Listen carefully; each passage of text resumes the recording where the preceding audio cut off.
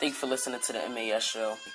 Today on the show, I have Carolina Panthers beat writer for the Charlotte Observer, Joe Person. With me is Jets beat writer for the New York Daily News, Seth Walder. With me today on the show to talk NFL is ESPN's NFL insider, Adam Schefter. With me I have Denver Broncos beat writer for the Denver Post, Klis. So I have Detroit Lions beat writer for the Detroit Free Press, Dave Birkett.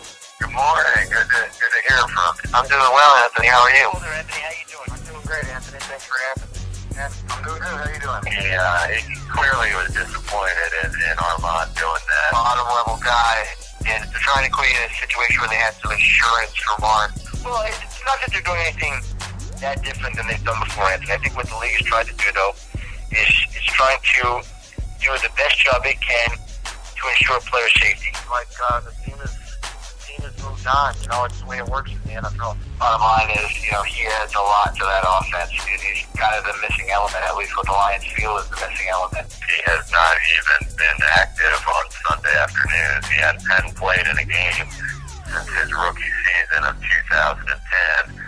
But what the Jets want, I assume, is to have a guy with experience. It's just the way the league operates. I don't think it's anything different. I think it's always been the same within the league.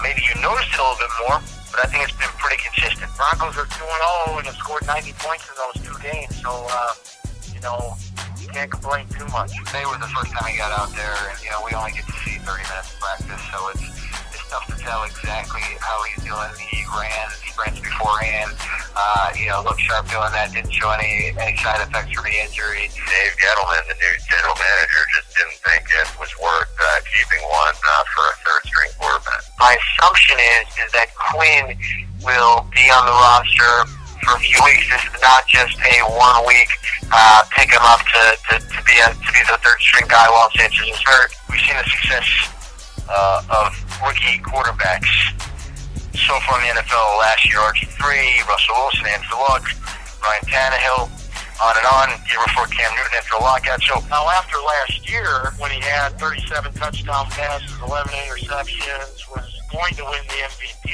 until Adrian Peterson, took off on that great performance in the final to kind of steal the MVP away. Well, I don't know that he's going to get put up quite the numbers that he did last year. I think,